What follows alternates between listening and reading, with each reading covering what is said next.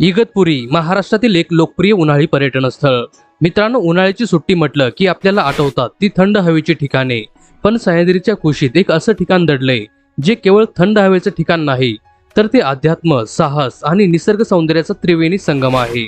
आज आपण माहिती घेणार आहोत नाशिक जिल्ह्यातील इगतपुरी या निसर्गरम्य पर्यटन स्थळाबद्दल। मुंबई नाशिक महामार्गावर थळघाटाच्या माथ्यावर वसलेले हे शहर समुद्र सपाटीपासून साधारणतः 1900 फूट उंचीवर आहे। उन्हाळ्यात जेव्हा शहरात घामाच्या धारा वाहत असतात, तेव्हा इगतपुरीतील थंड वारा आणि आल्हाददायक वातावरण पर्यटकांना एक वेगळाच दिलासा देते। चला तर मग आज आपण जाणून घेऊया इगतपुरीमध्ये पाहण्यासारखी ठिकाणे आणि तेथील खास वैशिष्ट्ये। मित्रांनो, इगतपुरीचं नाव निघालं की सर्वात आधी डोळ्यासमोर येतो तो म्हणजे धम्मगिरी येथील सोन्यासारखा चमकणारा पॅगोडा। हे जागतिक स्तरावरील सर्वात मोठं विपश्यना केंद्र मानलं जातं।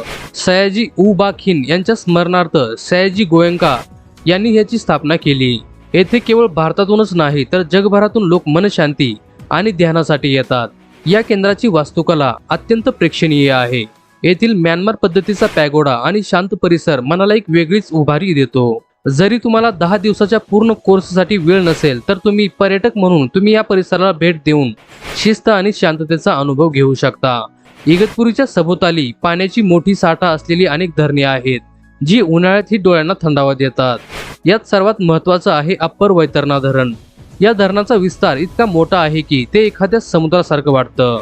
त्यानंतर येथे बाहुली धरण। या धरणावर असलेला मोठा धबधबा पावसाळ्यात प्रसिद्ध असतोच, पण उन्हाळ्यात येथील बॅकवॉटरचा परिसर पिकनिकसाठी उत्तम आहे। याशिवाय वैतरणा लेक आणि उंट दरी ही ठिकाणे फोटोग्राफीसाठी अतिशय उत्तम आहेत। उंट दरीमध्ये असणारे खोल कडे आणि तिथून दिसणारा सह्याद्रीचा विस्तार थक्क करणारा आहे। साहसी पर्यटकांसाठी इगतपुरी म्हणजे स्वर्गच आहे। महाराष्ट्रातील सर्वोच्च शिखर असलेले कळसुबाई इगतपुरी पासून अगदी जवळ आहे। उन्हाळ्यात रात्रीच्या वेळी कळसुबाईची चढाई करणं हा एक थरारक अनुभव असतो। यासोबतच त्रिरंगवाडी किल्ला हा ट्रेकिंगसाठी एक सोपा आणि सुंदर पर्याय आहे। किल्ल्याच्या पायथ्याशी असलेले त्रिरंगवाडी तलाव आणि प्राचीन जैन लेणी पाहण्यासारखी आहे। जर तुम्हाला इतिहासाची आवड असेल तर घंटनदेवी मंदिर आणि तिथून दिसणारा लगतच्या डोंगराचा परिसर तुम्ही नक्कीच पाहायला हवा। घाटाची रक्षक मानली जाणारी ही देवी स्थानिक लोकांचे श्रद्धास्थान आहे। तसेच इगतपुरीचे आणखी एक वैशिष्ट्य म्हणजे इथले रेल्वे मार्ग। मुंबईकडून इगतपुरीकडे येताना लागणारा थळघाट हा भारतातील सर्वात कठीण रेल्वे घाटांपैकी एक आहे। रेल्वेचे 2 इंजिन लावून जेव्हा गाडी या घाटातून नागमोडी वळणे घेत जाते, तेव्हा खिडकीतून दिसणारे दृश्य अविस्मरणीय असते।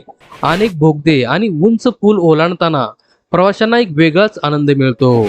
रेल्वे प्रेमींसाठी हे एक उत्तम ठिकाण आहे। मित्रांनो, इगतपुरी हे मुंबईपासून साधारणतः 120 किलोमीटर आणि नाशिकपासून 45 किलोमीटर इतक्या अंतरावर आहे।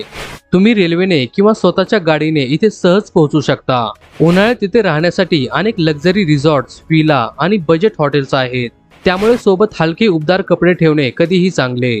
तर मित्रांनो, जर तुम्हाला कमी वेळात आणि कमी खर्चात एका निसर्गरम्य ठिकाणी जायचं असेल, तर या उन्हाळ्यात इगतपुरीला नक्की भेट द्या।